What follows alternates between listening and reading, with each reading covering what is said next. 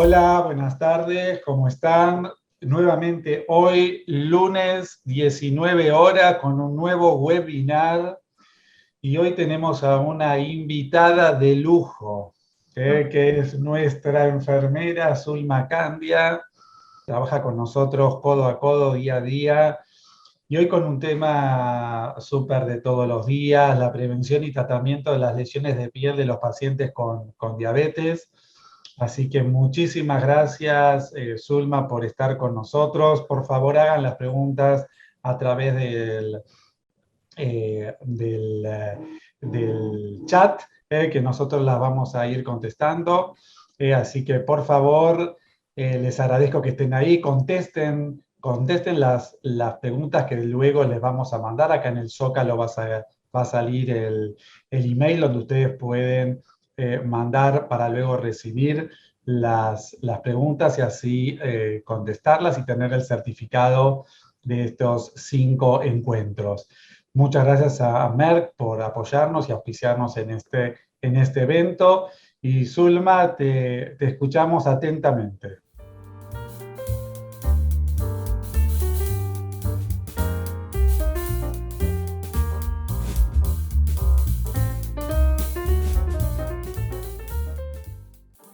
Buenas tardes a todos, muchas gracias por la invitación, espero que sea de utilidad esta presentación de este webinar que nos une para nuevos conocimientos o repasar los ya tenidos.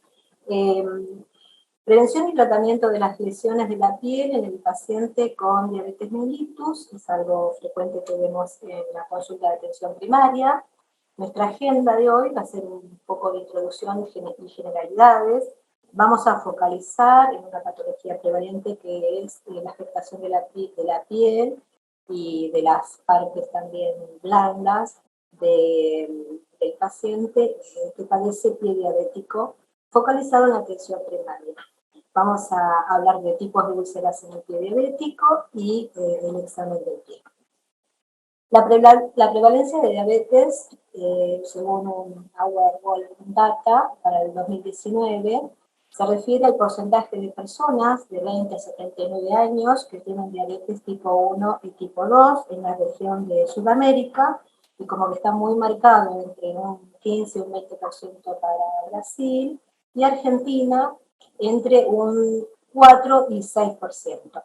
En una documentación de la Federación de Diabetes Internacional, allá por el año 2015, estimaba la prevalencia de 415 millones para el año 2015 a 642 millones en el año 2040. Estamos en aumento. ¿Cuáles serían las afectaciones dermatológicas en diabetes? Obviamente que la hiperglicemia mantenida en el tiempo se asocia a daños a largo plazo, como ya sabemos, a diversos órganos, y la piel no es la excepción. Se ha estimado que más del 30% de los pacientes con diabetes mellitus presentan manifestaciones cutáneas tanto al inicio de la enfermedad y casi todos ellos, los pacientes, en el curso de la enfermedad de diabetes. Por lo que se determina la importancia clínica de realizar un examen exhaustivo de la piel, tanto en la consulta, tanto en la prescripción oportuna de medidas y recursos para evitar sus complicaciones. Entonces la pregunta sería, ¿realizamos un examen de exhaustivo de la piel en forma, digamos,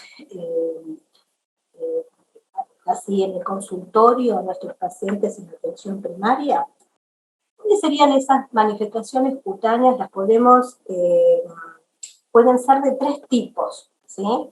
Las infecciones cutáneas que van a preceder en infecciones bacterianas, infecciones micóticas, las dermatosis, que pueden estar muy íntimamente relacionadas con la diabetes, y las relacionadas con el tratamiento de la diabetes, algunas dermatosis con fuerte relación con diabetes mellitus y otras con cierta frecuencia. Las infecciones bacterianas, bueno, por ahí la más compleja que podemos llegar a tener puede ser la las infecciones bacterianas propias de la piel, foliculitis, antrax, celulitis, las necrotizantes, bueno, son las más severas, las infecciones micóticas, la cinta de trigo, la vulvovaginitis, que se pueden presentar en nuestros pacientes. Las dermatosis de la diabetes más frecuentes, dermatopatía diabética, necrobiosis lipoídica, lesiones ampollares, síndrome de engrosamiento cutáneo, escleroderma diabético, piel seria y movilidad articular limitada, empedrado digital, acantosis nigricans, manifestaciones cutáneas de vasculopatías diabéticas, manifestaciones cutáneas de la neuropatía diabética, y esto está muy relacionado con las lesiones de la piel en la zona del pie. Las poco frecuentes, xantosis, xantomas, granulomas, granulares, enfermedades perforantes. Las relacionadas con el efecto de los medicamentos, el 10% de los pacientes que están tratados con metformina puede presentarse una hiperhidrosis, con la sulfonilurea puede presentarse prurito, eczema, eritema, y con el tratamiento de la insulina generalmente vemos efectos no sistémicos, pero sí efectos locales, como la lipodistrosia o las pápulas o nódulos eritematosos que luego se van a ir remitiendo a medida que el paciente se aplica la insulina. Y la lipodistrosia simplemente con la consejería de que haga la rotación correspondiente. El aumento de la población de edad avanzada está transformando los patrones de salud y enfermedad actualmente en curso, llevando al aumento de la exposición a factores de riesgo asociados con enfermedades crónicas no transmisibles. Los condicionantes clínicos, sabemos, predominantes, cardiovasculares, insuficiencia cardíaca, enfermedad renal, la edad también, mayor a 75 años, la fragilidad y la obesidad. Una de las complicaciones crónicas más graves de la diabetes mellitus es la que se produce en el pie. Esta va a ser un efecto muy frecuente en internaciones recurrentes, en úlceras, amputaciones, que van a generar un alto costo social y económico tanto a la persona como a la familia, como al entorno de cuidados y al sistema de salud. Zulma, qué importante con esto que vos estás comentando ahora, de ese paciente diabético, cuando nosotros lo revisamos, que, a ver, nunca nos olvidamos de la presión arterial, de escucharle el corazón, escucharle los pulmones, sacarle los zapatos, sacarle las medias, revisarle, tocarle la piel, a ver cómo está, tocarle los pulsos, por más que no tenga síntomas. O sea, que esto esté parte dentro de nuestra estrategia cotidiana de la evaluación de estos pacientes, prácticamente casi en toda consulta. Porque si uno dice esto es una vez al año, vos no sabés si después, no sé, cae la pandemia de nuevo y no viene más el paciente. Entonces, quizás tu única vez en el año hubiese sido esa. Entonces, tratar de aprovechar lo que se llama mucho en pediatría esas oportunidades perdidas. O sea, que no haya oportunidades perdidas, que vos lo veas y que lo puedas evaluar ese paciente y revisarlo dentro de esa revisación general que debemos hacer a los diabéticos. Exactamente, Marcelo, como vos bien decís, la atención primaria es fundamental en la consulta, en el consultorio, tener el espacio del control del pie y del control también de su calzado, como bien vos decís. ¿Cómo se está trabajando en cuanto a la evidencia? ¿Sí? Según el grupo de trabajo en pie diabético, ha lanzado una documentación, se ha lanzado una en el 2015, recientemente en el 2019, unas guías que describen los principios básicos para la prevención y el manejo de la enfermedad del pie diabético que nos podría ayudar. Las temáticas que aborda, los capítulos que aborda esta documentación son prevención de las úlceras, esencialmente trabajar la descarga del pie ya afectado, diagnóstico, pronóstico y manejo de las enfermedades arteriales periféricas en pacientes con úlcera, diagnóstico y tratamiento de la infección, intervención para mejora de la cicatrización y un aspecto muy importante que es la clasificación de las úlceras del pie. Entonces, ¿cómo sería el sistema de estratificación de riesgo que detalla esta guía clínica? Lo categorizaron de 0 a 3. 0 sería un riesgo muy bajo, que no presenta la falta de sensibilidad plantar y no presenta enfermedad arterial periférica. Entonces, ahí sería una vez al año el screening que hay que hacer. Si lo categorizamos a este paciente con una categoría 1, que es un riesgo bajo, y hay sensibilidad, pérdida de la sensibilidad plantar, o hay enfermedad arterial periférica, debería hacerse el screening una vez cada 6 o 12 meses. Si tenemos una categoría de 2, que es un riesgo moderado de úlcera, y presenta pérdida de la sensibilidad plantar más enfermedad arterial periférica o pérdida de la sensibilidad plantar más la deformidad estructural del pie o enfermedad arterial periférica más deformidad del pie, debería hacerse cada 3 a 6 meses.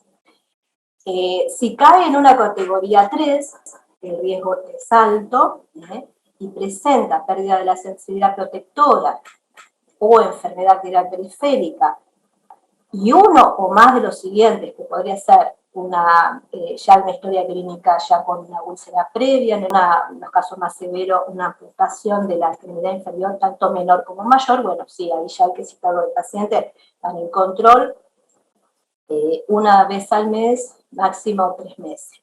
Y se agrava, bueno, si hay una enfermedad renal de fase terminal. ¿Cuáles serían las zonas? Estas figuras describen muy bien cuáles serían las zonas del pie de alto riesgo de ulceración. ¿Qué tenemos que inspeccionar? Las bases metatarsianas, el medio pie, la zona del apoyo del talón, los laterales del pulpejo del dedo, acá sobre todo en el pie neuropático va a haber callosidades que nos pueden alertar que podría haber una futura úlcera. Los pacientes que tienen pie cabo, ¿sí?, donde se produce el pico de presión plantar más fuerte en los talones, en las cabezas metatarsianas, en la punta del dedo. El paciente que tiene pie plano y que podría tener también un poco más de la zona medial plantar cóncava, también va a ser un aumento del pico de presión plantar. Y obviamente los pacientes que tienen también la deformidad estructural, la superposición de dedos y los dedos en garra. Eso tendríamos que estar muy atentos a la hora de empezar a inspeccionar el pie, a ver dónde se podrían formar las úlceras y con la frecuencia que le tenemos que examinar. Qué importante, Zulma, en esta diapo que vos mostraste, cómo buscar lo que charlábamos recién del tema vascular. Se estima que casi el 14% de la población, cuando le podés palpar la tibia,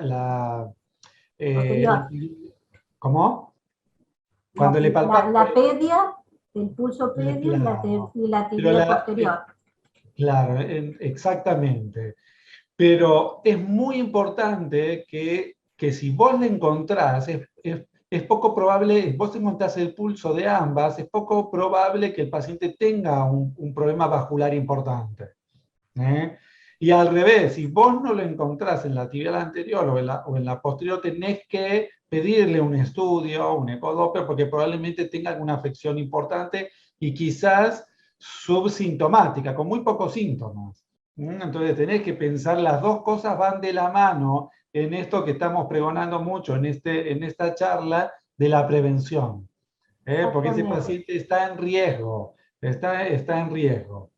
Totalmente. Pulso pedio, si está ausente, si está disminuido o está presente. Es muy importante también describirlo en la historia clínica.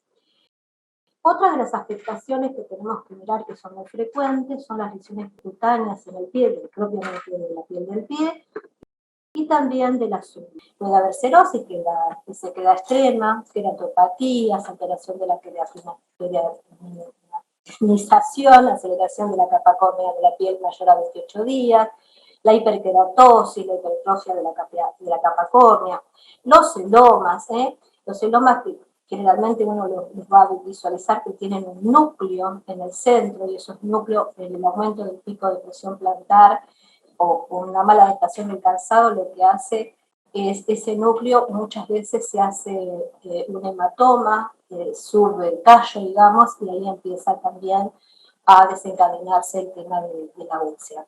Un tiloma, que es el callo sin núcleo. En las uñas podemos encontrar onicocriptosis, uña encarnada, inflamación, da lugar a la inflamación, a la infección, y puede, en los casos muy severos, esconder alguna afectación ósea en la falange.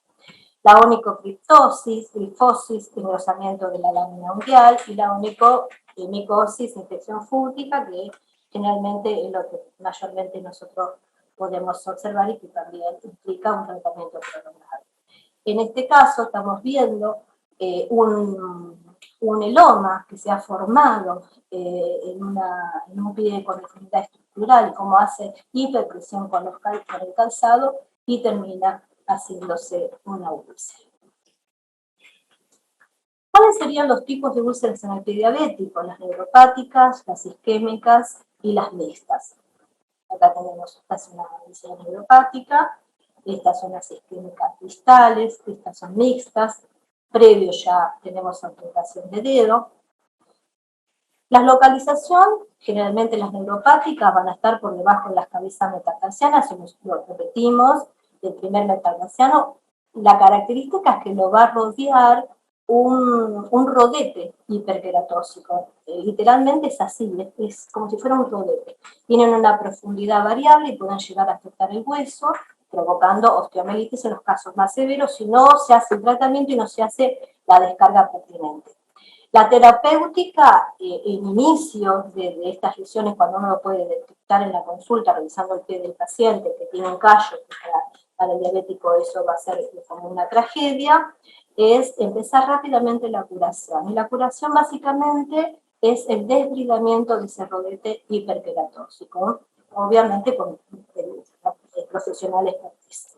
Y inmediatamente indicar la descarga, ¿sí? Según donde está la localización de la úlcera, la descarga puede ser con una sandalia con descarga anterior o una sandalia con descarga posterior si está ubicado en los talones. Las características del pie diabético isquémico, pulso débil, como vos bien lo destacaste, o pulso ausente.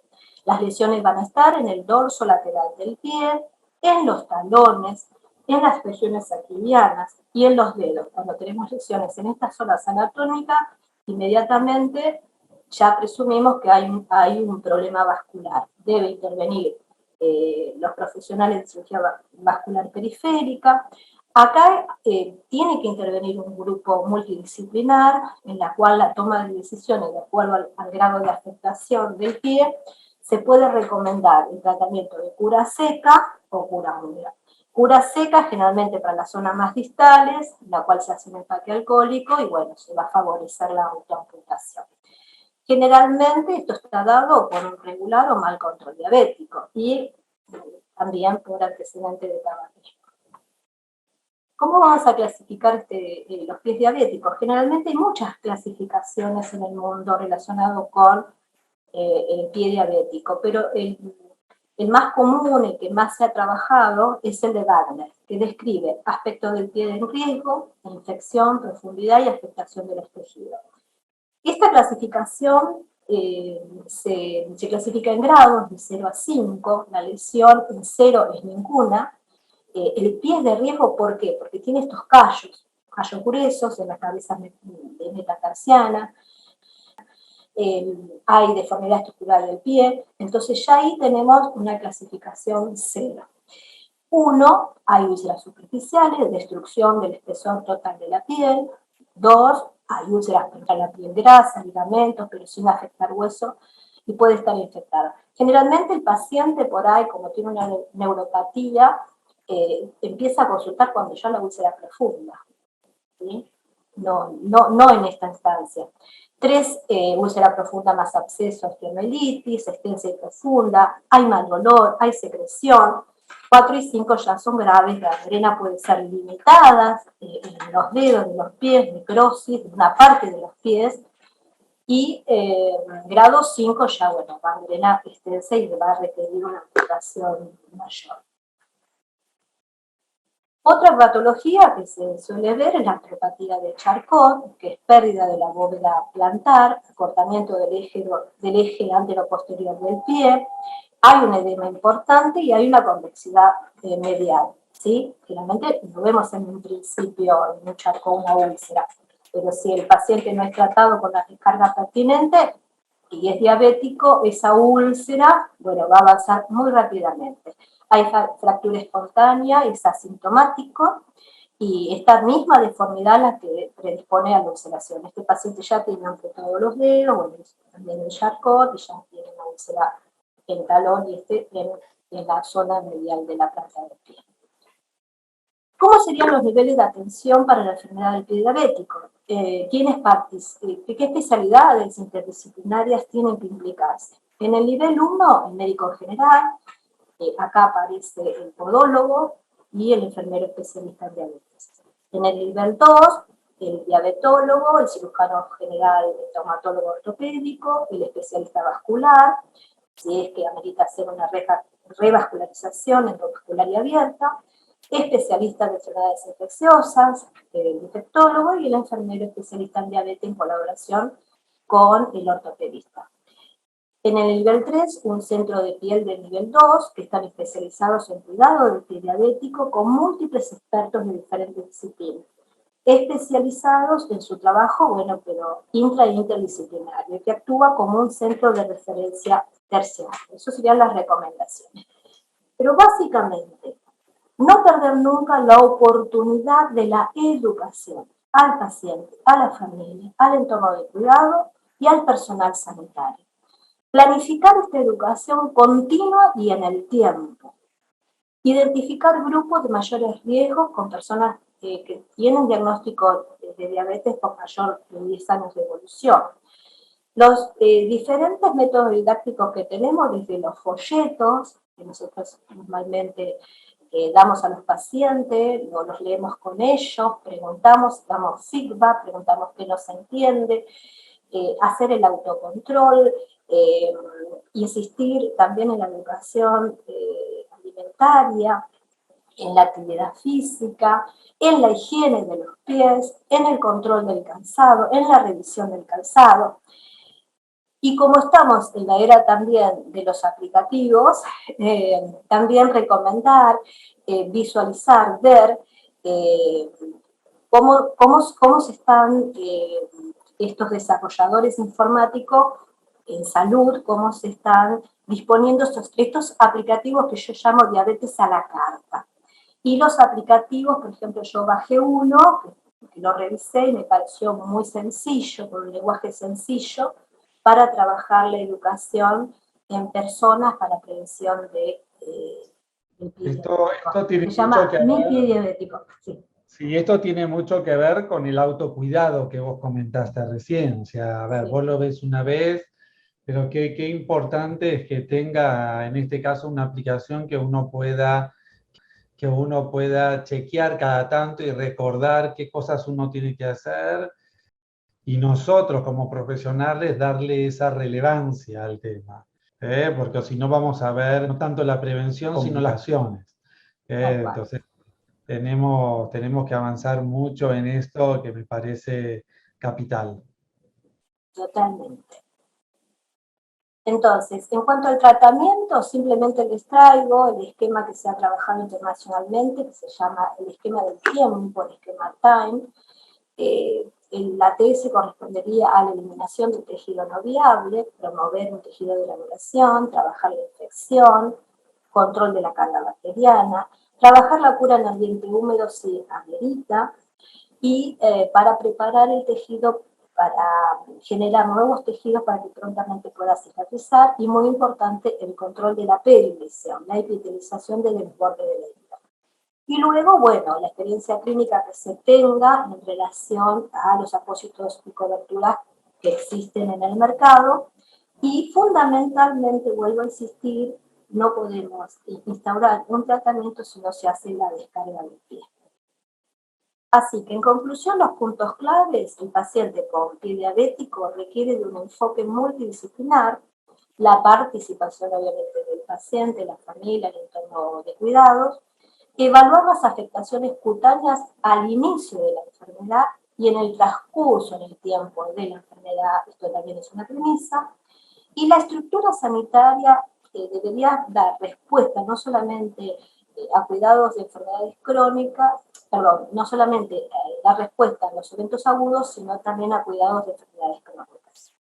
La enfermería, un rol activo en el examen de pies, en el test de monofilamento, en la educación sobre el cuidado, contribuye a disminuir la aparición de úlceras. Y también el rol activo de la enfermería en la cura avanzada de herida también contribuye a disminuir la severidad de las úlceras y también contribuye en los estadios menores a la cicatrización. Gracias, Zulma. Pero tengo 2 o 3 preguntitas que las vamos a hacer rápido, así tipo ping-pong, preguntas y respuestas. A ver, uno, yo realzo lo que vos dijiste del autocuidado.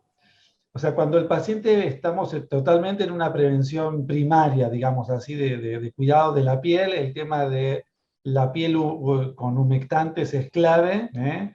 Es clave. ¿Vos sugerís alguno en particular, algo que vos sepas que pueda ser de mayor beneficio en esta etapa preventiva? Sí, en la etapa que uno le recomienda un emoliente de piel, en la zona de sequedad máxima, por ejemplo, depende del grado de afectación.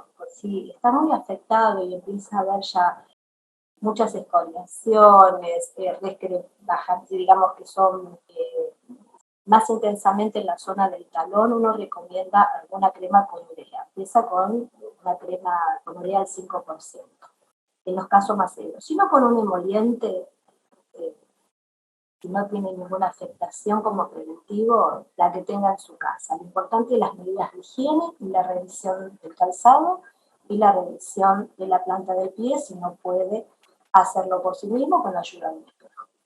Sí, bueno, la otra pregunta, Zulma, ¿cuál es el rol del monofilamento en la evaluación preventiva también, ¿no? Claro. Del pie diabético? El test de monofilamento con el monofilamento de 10 gramos de semen Weizen, que me va a determinar la pérdida de sensibilidad plantar.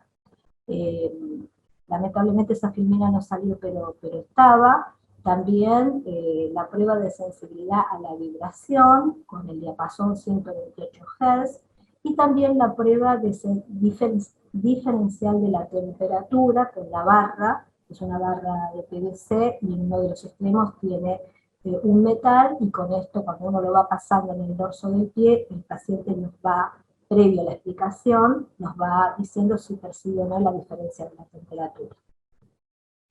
Bárbaro, qué importante. Yo te escucho a vos y les comento para los que nos están viendo la importancia de trabajar conjuntamente con la enfermería, porque básicamente el contexto del cuidado del pie diabético, o sea, enfermería para nosotros es clave, básicamente por una cuestión de tiempo y de organización. Obviamente que uno debería, obviamente, saber qué es lo que hay que hacer, y ahí viene un poco del recuerdo a través de esta charla informativa. Y bueno, pero sí uno puede tener dentro del equipo de salud, desde ya enfermería, que trabaje a la par nuestro con nuestros pacientes, es un lujo tener. Así que Zulma, muchísimas gracias por todos tus conceptos, te agradecemos tu participación. Bueno, hagan preguntas o comentarios a través de YouTube, que nosotros los vamos a ir contestando, y los esperamos en un nuevo encuentro de nuestros webinar el próximo lunes a las 19 horas. Bueno, muchísimas gracias y a seguir cuidándose. Chau, chau.